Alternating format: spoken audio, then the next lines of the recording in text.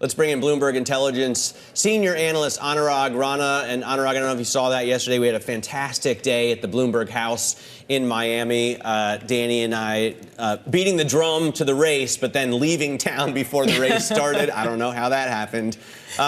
What's your take on tech stocks, on software stocks, on a day when we have, finished a blowout week in earnings for the biggest hyperscalers and Mag 7 companies? Yeah, I emailed Danny and said, you should tell Thomas to go out and buy some companies because that would really help the sector at this point. So obviously on the software side, Atlassian did well, and that's really helping it. But frankly speaking, when you look at the other cloud providers and even Apple, I mean, you can see the big divergence between what they are doing versus what the rest of the economy is doing. When we look at technology companies that are not these 4 or 5 cloud providers, they are seeing pressure on IT spending, whether that's ServiceNow and, going forward, it could be Salesforce and Workday and so forth. But these cloud providers, because of their AI infrastructure play, are seeing a massive boost to both the growth rates, and they're doing a phenomenal job of managing expenses, which is showing up on margins. So it's a great place to be in terms of a secular growth story, which is all these cloud providers. Yeah, Atlassian earnings, punishing all the short sellers this morning. Anurag, you mentioned that conversation with Orlando Bravo. You did message me afterwards, so I knew you were listening. So I want to get your take on it. Here's a bit of what he had to say in terms of the strategy of AI versus software, and maybe the lines are getting more blurred. Take a listen. At the end of the day, many industries are becoming software companies. And now with AI, they're becoming intelligent software companies. And when you invest in these spaces, you kind of move with the industry itself. I think what people are missing is the beauty about software and AI, and they will come together. They will be no difference between either in the next probably couple of years. So, Anurag, one of his big arguments was essentially that for, the big foundational models, they need FDEs, they need engineers who can embed with companies. They're incredibly expensive. They take a lot of time and a lot of effort. And so instead, you have these software companies that act as sort of the AI layer for corporations going forward. Is that a fair argument? Is that maybe the future we're looking at for software?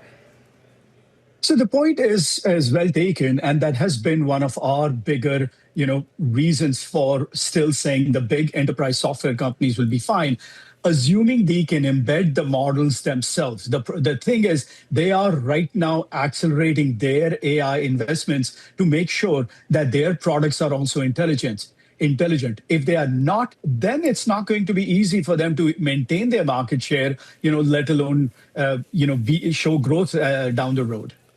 The 35,000-foot view, I think, from all these earnings, and especially Apple yesterday, is that there's huge demand, whether it be for AI or the highest tech, highest level products, but they have cost pressures from chips across the industry, and they're supply constrained across the industry. To me, that says prices have to rise. Is that your takeaway too?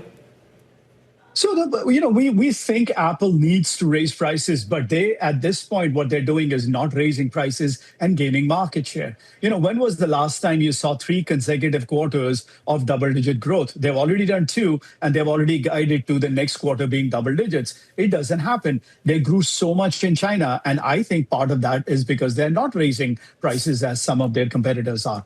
Now, in the case of cloud providers, they have no choice. It's the incoming, you could say servers are so large in terms of quantity that they cannot manage it and their costs are going up.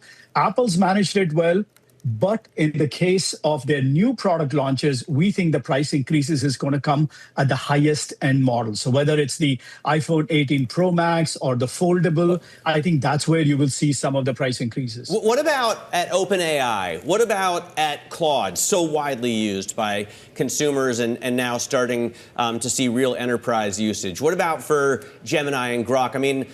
The consumer price is $20 a month. Does that have to go up? The enterprise price is like $200. Does that have to go up?